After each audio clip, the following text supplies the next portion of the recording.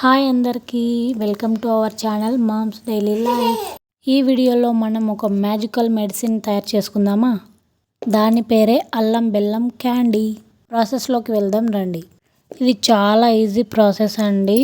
కేవలం 4 ఇంగ్రీడియంట్స్తో తయారు చేసుకోవచ్చు. దానికోసం 100 గ్రామ్స్ అల్లం తీసుకోవాలి. ఇలా చిన్న చిన్న ముక్కలుగా కట్ చేసి పెట్టుకోవాలి.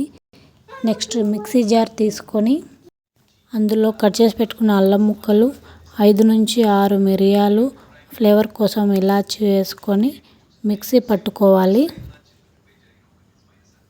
ఈ విధంగా కొంచెం మెత్తగా అయ్యేటట్టు మిక్సీ పట్టుకోవాలి.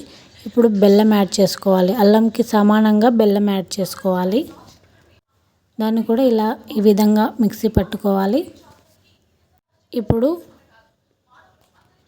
స్టవ్ మీద ఒక ప్యాన్ పెట్టుకొని అందులో ఈ మిశ్రమాన్ని ఉడికించుకోవాలి. మినిమం 20 నిమిషాలు పడుతుంది ఇది బాగా దగ్గరగా ఉడకడానికి. దగ్గరగా ఉడికేంత వరకు ఇలా కలుపుతూనే ఉండాలి.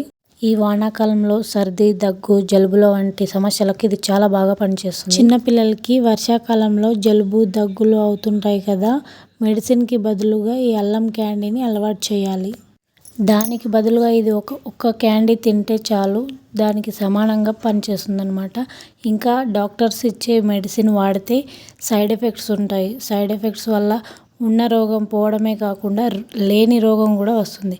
కానీ హోమ్ మేడ్ మెడిసిన్ అలా కాదు కదా, చాలా న్యాచురల్గా అన్ని న్యాచురల్ ఇంగ్రీడియంట్స్తో తయారు చేసుకుంటాం కాబట్టి ఎలాంటి కెమికల్స్ వాడకుండా దీనివల్ల ఎలాంటి సైడ్ ఎఫెక్ట్స్ ఉండవన్నమాట. ఈ విధంగా మిశ్రమం అంతా కూడా దగ్గర పడేలా ముద్దలా అయ్యేంత వరకు ఉడికించుకోవాలన్నమాట. ఇలా వాటర్లో వేసి ఒకసారి చెక్ చేసుకోవాలి. మిశ్రమాన్ని ఉండలా చేస్తే ఇలా క్యాండీ లాగా తయారు కావాలన్నమాట. ఇంకా చల్లారితే గట్టిగా క్యాండీ లాగా అయిపోతుంది అనమాట. ఈ మిశ్రమాన్ని ఒక ప్లేట్లోకి పక్కకు తీసి పెట్టుకోవాలి. ఇలా మిశ్రమం చల్లారిన తర్వాత చేతికి నెయ్యి అంటించుకొని, లేదా నెయ్యి లేకుంటే చేతు వాటర్లో డిప్ చేసి ఇలా ఉండల్లా చేసుకుంటే అల్లం క్యాండీ రెడీ అవుతుందన్నమాట.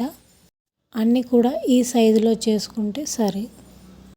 తప్పకుండా ట్రై చేయండి మీరు. ఈ రెసిపీ మీకు తెలిసినా కూడా నేను వీడియో ద్వారా మీకు గుర్తు చేస్తున్నాను అనుకోండి. వీడియో యూస్ఫుల్ అనిపిస్తే మన ఛానల్ని సబ్స్క్రైబ్ చేసుకోండి, లైక్ చేయండి.